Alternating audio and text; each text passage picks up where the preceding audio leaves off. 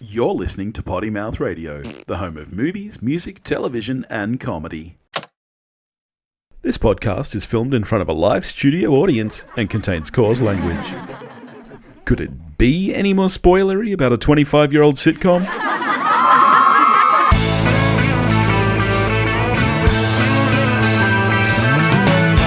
Hello everybody and welcome back to the one where we watched a Friends rewatch podcast with Billy and Newsk. How you doing, Newsk? You scared me. I scared you? Did I come in with too much gusto once again? Yes. I guess we've both been sick the last week, so you're probably not used to hearing much gusto from me lately. No, none at all. As you say, with such gusto. I'm tired. Well, this week is in the show's illustrious 25-episode-long history. This is the first episode where we did not watch an episode of the sitcom Friends. No, we watched many. Well, yeah, over the past 6 months, yeah. So here we are to just kind of recap, give our thoughts, I guess. Mm-hmm. Firstly, I just want to give a couple of shout-outs.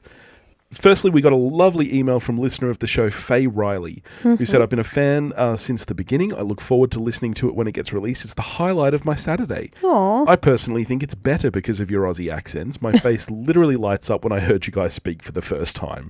The last couple of episodes, I also didn't notice that you guys didn't do the synopsis until Newsk points it out halfway through. Yeah. Whoops. I haven't kept track of my score for the lightning rounds, but I almost get them all right. All right, show off. Same here. Funnily enough, I rate the episodes sometimes exactly the same as Newsk. Oh. Phoebe is one of my favourites, and with Newsk's input every episode, she's making me love Phoebe more and more. I look forward You're to a legend. I look forward to listening to the recap episode next week, and I'm going to enjoy every episode until you guys unfortunately have to finish it in season 10. And Billy, I think I speak for everyone when I say we all hate the horn. Ha-ha! We don't miss it. Yes, you will change it. I think that was a typo. I think Faye meant to say we absolutely love the horn. No one loves the horn. I'm pretty sure that's what they meant. Yeah. But so thank you very much for that, Faye. That's really that's lovely. a lovely email. Yeah. And Phoebe is the best. Thank you. I feel seen. Shout out also to patron of the Potty Mouth Network, Josh Raglan, who said season 1 had its fun moments and obviously was important to the run of the show, but there are lots of cringy moments while the friends found their footing and voice. Some of my personal favourite moments from season 1, Jill Goodacre. Yes, that's one of my personal favourites as well. Introduction of Janice. Yes. Joey has VD. Birth of Ben and all the other Susan moments. Everyone trying to see each other naked in the shower. Elliot Gould and Ross, Rachel and Chandler Joey's first kisses. Not my favourite season, but a good primer for the rest of the show's runtime. Phoebe is definitely the MVP of the season. Oh, yes. Yes. So, people are seeing my views. There was some good highlights noted just there. Yes. I think the Jill Goodacre, is one of the best appearances on Friends. I think for me, it's one of my favourite episodes, not only of season 1, but of the entire run of the show. Yeah, it's up there. Yeah, 100%. Final shout out. A couple of weeks ago, we read out a review from Javon Walsh, which was very lovely. And they wrote in to say how thrilled they were with hearing the shout out. They were pulling an all-nighter for work, drafting a demo site for a client they're trying to land. Naturally, they queued up their podcast list and listened to the latest episode. And to their greatest delight, they were shouted out. It made their night. So much so that Javon said that they recorded the beginning of it as a keepsake and shared it with several friends, forcing them to listen to it. So the gift that keeps on giving. So thank you, Javon. Also, it makes our week when people write in, because I can't believe people listen to this. I just also want to say, no one's saying that we've got to stop at season 10. There are 2 seasons of Joey. Yeah. You haven't even watched Joey. I saw enough. No, I reckon that we have to continue to Joey after this. I don't. I'm tempted to do ER, like someone suggested. ER would be great. I remember loving ER, and I know like the crucial plot points. You don't know any of it, so that's fun. Yeah, from memory, that was Mel in the Potty Mouth listener community, who's also a patron of the network. So thank you, Mel. Yes, I agree with that we probably should do ER. You know what else I thought would be fun? Would just be to go through all of the Friends' filmographies. to watch all of Jennifer Aniston's movies. And oh my God, no. Yeah. I mean, Jesus. we've got to do a bonus episode on Lost in Space at some point. Because the most fun way to watch Lost in Space is to imagine that it's not Matt LeBlanc, but it's just Joey Tribbiani got a role in Lost in Space. Yeah. That is the most fun way to watch that movie. It's the only fun way to watch that movie because it's bad. We couldn't even make it a full way through. That is true.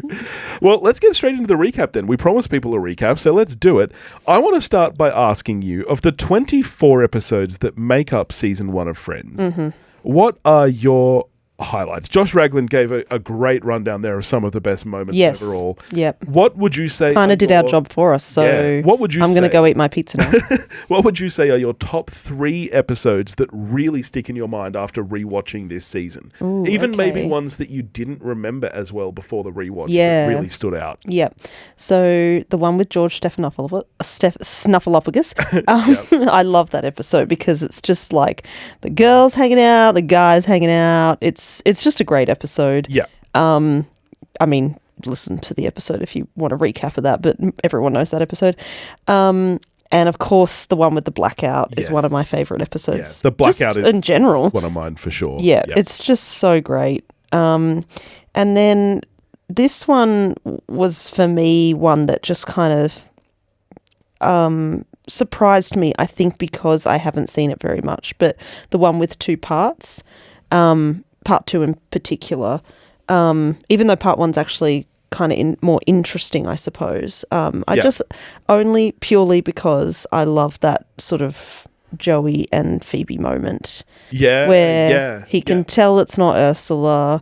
They've had this weird sort of friendship kiss and I don't know, it's just a really special moment between them. They do have a special connection throughout the show, and I just, it's Phoebes. I love any moment with Phoebes. I agree. That was one that I found that I had mostly forgotten. Yes. Like, even though we've rewatched this show a million times, we do often these days tend to hit the shuffle button and just continue from where it picks up. And very rarely does the shuffle button start in season 1 for us. Usually I find that we're starting around season 3, 4, wherever. And everything from there so well. Oh, yeah. But going back to season 1, there's a few things I'm like, I don't really remember this. So that's fun.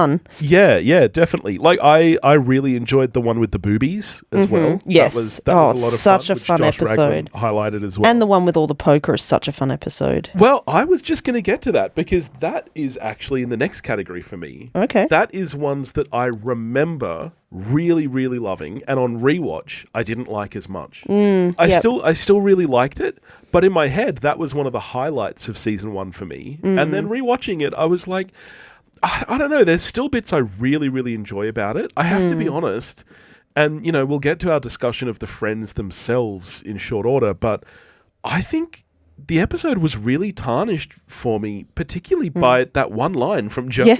Yeah. It really, it's shocking. It's so shocking. I mean, it's good that they all react in a shocked way too. I don't think they react shocked enough. When Joey out of nowhere comes out with, I fold like a cheap hooker with sores on her face who just got, a cheap hooker who just got punched in the face by a fat guy with sores on his face? Something like... Punched in the stomach. Because that's how you fold. Yeah. Anyway. I know what you mean. When he comes out with that, I was like, whoa. Wow. Like, that's not even... there's a lot of the show that when you watch back now, it's obviously... There's social faux pas that were acceptable in the 90s. That's a nice way. That were acceptable in the 90s but are no longer. Yep. But that line, I don't even think falls into that category. It just comes so much out of nowhere that it kind of, it took me by surprise. Yes. Another episode that I feel going back let me down a little, and one that I didn't hugely remember as well.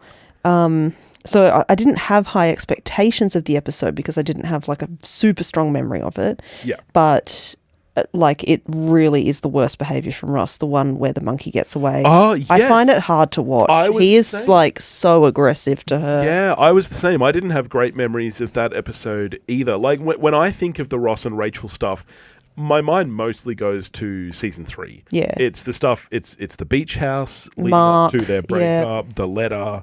You know, 18 pages. the one, Front and back. yes, the one with the ski trip. You know, it's all that stuff that I think of. I did not have great memories of the one where the monkey gets away, and I do think it is hands down the worst episode of season 1. It's like, apart from Ross's behavior, which is atrocious and just awful, I just think it's just not a good episode. Yeah. Speaking of their relationship, though, going back to what really surprised me, I do have very good memories of it, but I was surprised at how much I enjoyed it on this rewatch. Is very early on, the one with the East German laundry detergent. Yeah. Oh, that one's a classic. Yeah, I mean, That's a classic episode. It is a classic, but at the same time, my memory of it was like, like obviously it's a classic because it drives forward their relationship and stuff. But I remember not enjoying it that much. Whereas on the rewatch, I was really surprised at how much I did enjoy it. And I feel the same way about the one with the dozen lasagnas. It's really like up there. Yep. Yeah. I don't know. I think it's a good episode conveying all of their sort of different personalities, I guess. Yeah. It's a nice moment. Again, it's Phoebes. Phoebes is the show for me. It's a nice moment where Phoebe is like, hey, Rachel, we don't know each other very well, but I have something shitty to tell you. And I'm going to do it because it's the right thing to do. Yeah. Once again, Phoebes is the MVP. She is, yeah. Let's talk about characters then, since we're kind of heading that way. One thing I want to say as well that I really forgot. It was how disgusting Joey was. Well, we'll get to that. I just want to throw some love to Janice once again. Oh, Janice. I love Janice so much. It goes Phoebes, Janice and Susan Tying for MVP. So you and I, a little while ago, we made a playlist called The Ones with Janice, which is just, as it says on the tin, it's the episodes with Janice in it. And we just watched through that. And it was marvellous. It's marvellous. But you know what I had forgotten?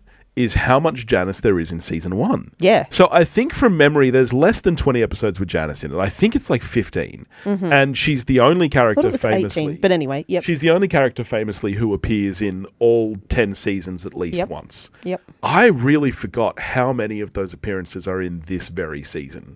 Well, I think it really sets her up to always make an appearance in every season thereafter. Yeah. Because she's such a solid part of the the fabric of the group, like for external, lovers and friends of the friends. Yeah. There's Pablo, but once he's gone, like she makes a sort of mistake with him, but then once he's gone, he's gone. I was going to say, so Pablo is the only other recurring love interest that we get in this season. Off the top of your head, do you reckon you could even name 4 more? Like, none of them are as memorable as Janice. Do you mean in this season or of the Friends lovers? Just in this season of the Friends lovers. I mean, we've got Paul the Wine Guy. I couldn't tell you even what that guy looks like. I just remember the name. There's Fun Bobby, and then he's not Fun Bobby anymore. Yes, that's right. Yep. There's the beautiful, is she Iranian woman? Oh, yeah. See, now that's an episode that even after Israeli it woman. very recently, I'd almost forgotten that episode entirely. Yeah. Oh, and hang on. Number 4. How can we forget the Fruit Basket woman? Oh, yes. Fruit Basket lady and young Ethan. Yeah, but they're only memorable because we just watched it. Otherwise, they are not memorable at all. Yeah. Who do you think Janice is a queen, though. Of course you have to have her back every 10 seasons. I mean, of course you have to. Who of their... romantic interest was the least there for you? Like, who do you just like, nah, fuck off, mate? Oh, from season 1? Oh, yes, that is the season we are recapping. As far as the listeners are aware, season 1 I is love all to we've hate watched. I love to hate on Emily, so no, that's okay. No. We'll get there. Yes. Yeah, because I fucking hate Emily. The one who I'm just like, piss off. I mean, Paul the Wine Guy's kind of shit. Oh, no. Phoebe's boyfriend who like psychoanalyzes them all. He's a piece of shit. Yes. And apparently was a piece of shit in real life to her. Yes, I forgot about that So guy. he can choke on his cereal. Yeah, Fuck off. that's my saying. Yeah. Yes, that guy was awful. He was horrendous. And apparently horrendous in real life too. So no, he can go away. Yeah. No. Oh, I just thought of someone else who can piss off. Yeah. Barry, yes. the evil orthodontist. Yes. He is evil. He can choke on his cereal and not be CPR'd. Let me ask you about some of the other characters that just pop in here and there. Friends, I mean, very early on, so there's not too many big celebrity cameos, but we do still get a few. We've got the ER doctors popping up. Oh, John Lovitz. I just like because he comes back as well. I have such bad hands. Yeah. So, Don't touch my coat. so there's a few kind of big cameos, but even aside from them, just some of the like drop-in characters. Obviously, we both love and adore Susan, and Yes. I really like Carol as well, actually. And I do like the relationship between Ross and Carol, with the exception of the moment on Valentine's Day. Yeah. I find that weird. Yes. And the whole, I think we have to put a pin in it. And I just hate all that shit. Yeah. Susan is like, for me, she is on par with Janice. She's I so love funny. her. She's and so I funny. hate so much that we never see them again after Emma is born. Like, what is that about? You know what I want? They should have been in the finale. I want a spin-off show that is just about Susan and Carol. Just 100%. I would watch that. Look, I'd watch that now. Like, Yes. 20 years later, if you want to give me a Friends reboot, that's kind of what I more want. With Ross to be popping honest. in, being Yeah. crazy, and Susan just one-upping him every time. Yes, and I am here for that. And with Susan constantly being like, why the fuck, every time there's a gathering, why does he have to bring his entire friendship group? And just random episodes where for some reason they're all there, like at Yep. the birth. In the birthing suite. Too far. Like, Way that's too far. insane. Like, I would love to see their side of that, where Susan is like, Carol, I know that he's your ex, but what the fuck? You Yeah. just let him bring his friendship group everywhere. Yeah. And we have to talk, of course, another extra character who hasn't quite made her appearance yet, but Estelle. She's the birthing nurse. Yes. She's yes. fantastic. Yeah. She's good in everything she does. Yeah. I mean, if you're gonna go to that level, some of my favorite side characters is No. absolutely, yes. But also, is it the one, which is the one where it's Ross's and Carol's anniversary of doing it? Oh my Is god! that George and Stephanopoulos? Yeah, I think so. 'Cause Yeah. the boys are all out at the hockey. Yes. To cheer him up. Yeah. Why does the whole fucking group and why does his sis? Anyway, we've discussed this. It's so weird. But nurse. the ER nurse, yes, she's fantastic. Oh, that's attractive. It'll be any moment now. Yeah, talk about side characters that are great. I She's wish every fantastic. time they did something at the ER, it was her. I Oh, hate that we man. get different ER nurses. I mean, they're Yes. fine, they're doing their job, but no one is as good as her. Yeah, 100%. Yeah. Oh, she cracks me up. All right, so over to the Friends. What I would love to do is to have us re-rank the Friends, because now we've watched the entire season. In my initial ranking, I did have Ross as my number one. Why? I'm happy to report to you that Phoebe has overtaken him, Thank you. but I still have Ross as my number two. Ross is still my guy. Like, Why? I still think that watching back on season one, I do truly believe that Ross and Rachel are the main characters. No. Yes, I 100% do.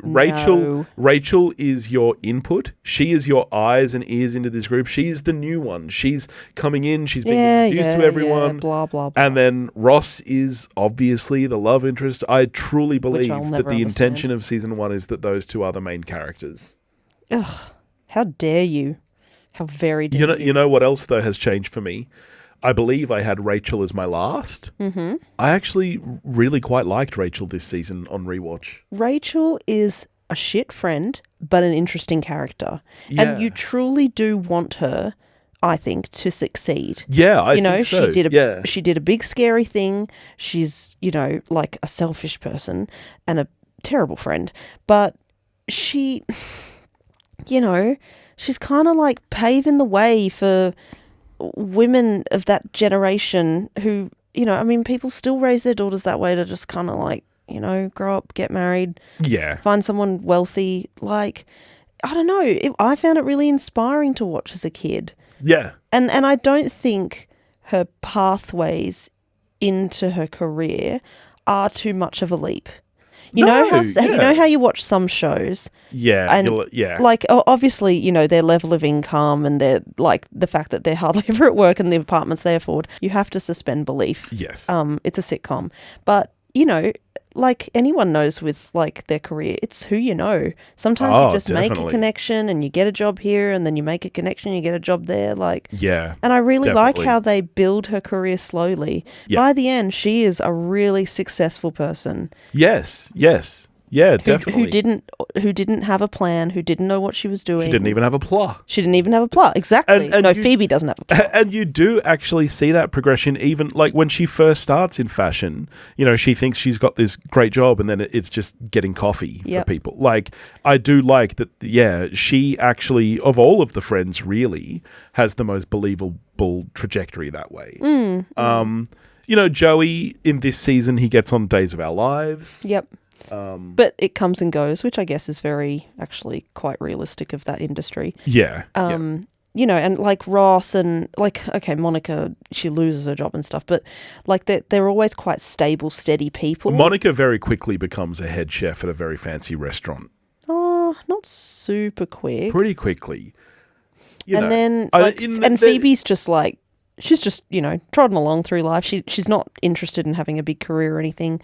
I don't know. I always liked looking up to yeah.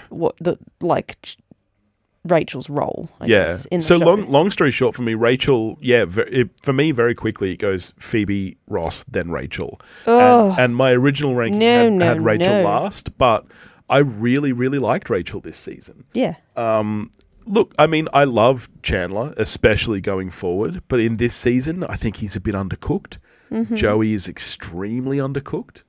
Yeah. And Monica, it takes a while. Like, before you really get into what we know later on as Monica's personality. No, I think she spends a disagree. lot of time in this season just kind of being the friend. No, I disagree completely. We get a lot more of her relationship with her mother That's in this true. season than we do in any other season. That's already established in the later seasons.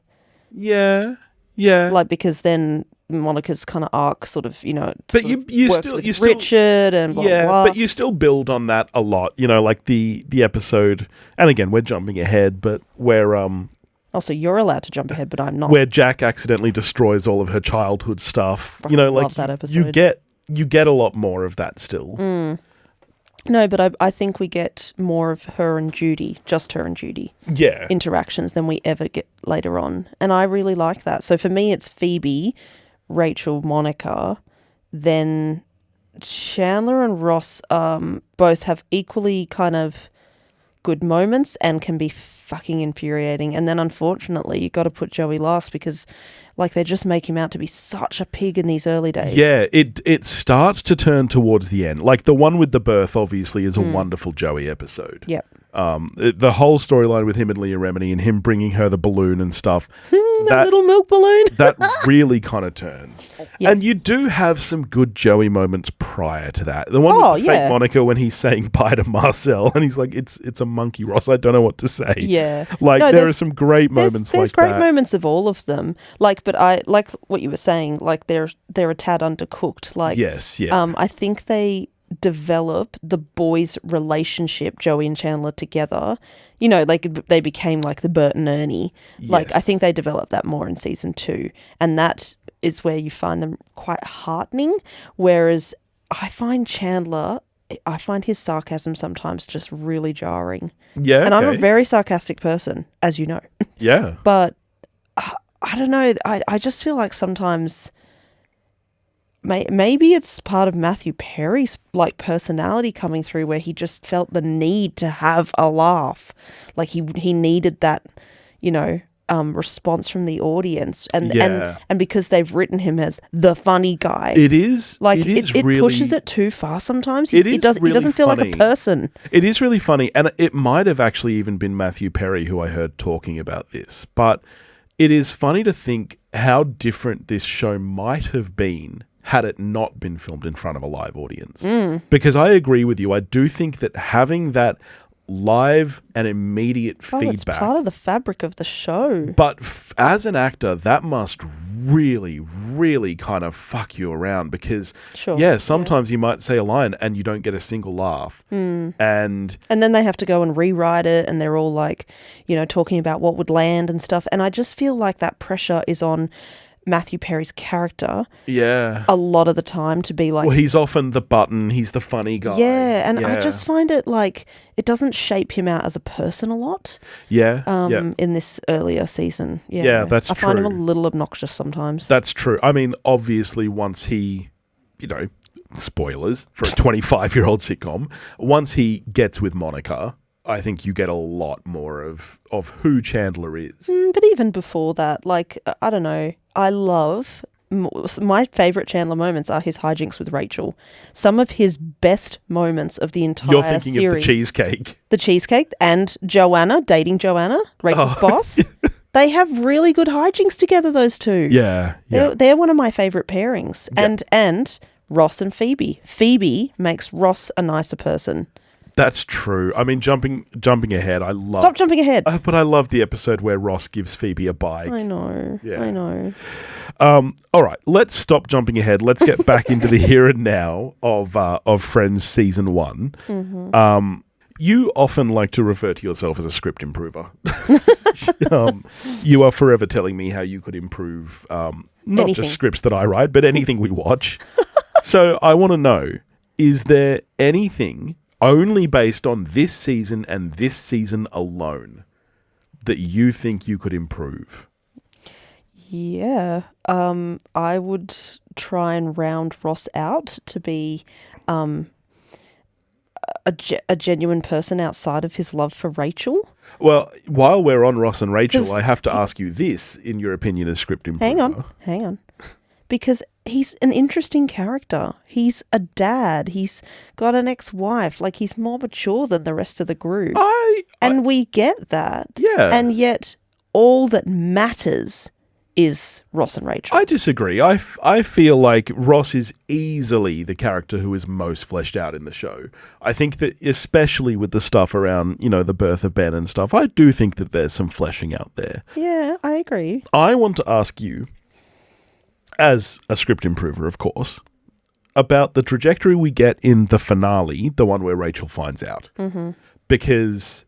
look, I think that there is some truth to it. It often happens that, I'm thinking back to high school here, when someone's like, oh, such and such has a crush on you, and all of a sudden you do think of that person differently. You're like, oh, okay. Mm-hmm. Could I like them back? Do I like them back? Mm-hmm. I don't necessarily believe and love that quick turn in that one episode from Rachel all of a sudden to, then chasing him to the airport and deciding she wants to be with him and whatnot. Yep. Where are you there? And do you like that as a finale? I mean, it was season 1 of a show that was really, really popular, and it was like setting the stage up to be like, oh no, he's back with someone else. Yeah. I just hated that like selfishness of Rachel, that she's like, I've got to go to the airport, I've got to talk to him. Like, no, you need to only go there to talk to him if you know what you're going to say. Yes. This is like, stop being such a high schooler. And then like to assume that he's just ready to drop everything for you when he comes back. I don't know. It irritates me. But I guess she's not wrong for thinking that because she has no other context apart from Crystal Duck. That's true. But I don't know. I just would have rounded out Ross to be a bit nicer, but I guess the standards were so low. Yeah. Like, it's okay if a man yells at you like that for losing his monkey. That sounds like a euphemism. That really does sound like the dirtiest euphemism. I don't know. I just find Ross Oh a my really God. frustrating character. I'm going to put that on Urban Dictionary. No. Oh man, she totally lost my monkey last night. Oh, God. Get it started, people. Hashtag get it started. What? Tell the people what to do? Yes. Everyone, she lost the monkey. No. I don't know. I just, that for me would be the biggest change I make to the script, is to like, I don't know, just give him like some more interest for himself. Yeah. like, he's just always stressed. He's always on edge, and not in the funny, like, my fajitas way we see in season 10. Yeah. All right. Final questions for you are not about recapping Friends season 1, but it's about recapping the one where we watched a Friends Rewatch podcast. Oh, what? No. I have some questions for you going forward. Okay. Question 1. Should you change the sound? Yes. Well, obviously the horn is out. Yes. The question is, do we bother continuing with the synopsises, given that we forgot to the last 3 weeks anyway? I certainly sometimes find them helpful for, like, myself to just be like, oh yeah, this is, because, like, they all blur together after a bit. So all right, gotcha. I would like to bring that back. So keep the horn. All right. No. That's easy. No. That's fine. No, that was question 1. Keep the horn. No. Okay. You heard it here, people. Newsk said she wants to keep it. All right. Question 2 for you. Sadly, we're out of lightning round questions. Yeah. I promise, and this is more, rather than asking you a question, I just want to make a vow to the listeners. I am going to spend every waking second of the next week looking for another Friends trivia game so that we have more cards. There's got to be like Friends Trivial Pursuit or something. Oh, like, I'm sure there is. I'm gonna go look at some places this week, and I promise that I will try find us more questions. Okay. Preferably one with an actual scoreboard so that we can keep track a little better. Yeah, we should probably keep track of it. Yeah. I mean, look, I'm clearly the winner. I think that's I don't easy. know. I don't think so. All right. I'm looking forward to season 2. Me too. So we kick it off, of course, next week with the one with Ross's new girlfriend, which picks up directly where this season left off. Yep. So yeah, I'm looking forward to getting back into it. We start to get into some Rachel unhinged territory. Oh yes. Where she gives as good as Ross gives. Yeah. I mean, we're still not at like my favorite stuff, but yes, once they both go full unhinged, I am all here for it. Your favorite Rachel unhinged moment is when she's in the cheerleader outfit, isn't it? No, I don't think so. I do love that, but I don't think that's my favorite Rachel unhinged moment. Okay. Oh man, there's so many. I think my favorite unhinged moments are actually when she's pregnant. Like, it's so That's good. That's unhinged for a different reason, though. That's understandable. But yeah, so Sorry. that's it from us. Thank you, dear listeners, for joining us on this journey. It's been really heartening to look and see how many people are listening to our nonsense every week and enjoying what we're doing. Well, they listen to your nonsense and they listen to my sense. Oh, Deb's fighting with. I will have you know that I am happy-go-lucky. Oh, that's right. Someone said you're happy-go-lucky. Yeah. Fuck. What a miscalculation. Oh, piss off. Thank you for joining us every week. We really appreciate it. Feel free to hit us up at pottymouthradio.com or pottymouthradio@gmail.com. And of course, join the Facebook listener community where you can, reach out to us and have fun chats. Have fun chats. It is. It's fun. There's fun chats. It's not like they dial 1-800-JIMBO and... Please leave us a review on iTunes and Spotify. Yes, Newsk, I know it's desperate. It is desperate. But it does help. It helps other people find the show. And that's, if you're enjoying what we're doing, that's nice. It's desperate. And if you want to hear even more of my nonsense, you can go do that on all the other shows that I do. Newsk would say too many. I do say too the many. one where we watched, Hunt for the Perfect Album, Time to Die. They're all floating around out there. So anyway. You said the one where we watched. Do you mean we watched a thing? Did I? Yeah. I get too many podcasts. Too many podcasts, yes. Maybe I'm not on any of the others, so sorry. But I should get you doing another one. No. I can barely keep up with this one. Yeah. I want my pizza. Stop talking. Are you done? Yeah. Okay. All right. Well, thanks, everyone. Thank you for joining us, everyone. And we'll catch you next week with the one with... Hang on. Jesus Christ. The one with Ross's new girlfriend. Get it together. I need pizza.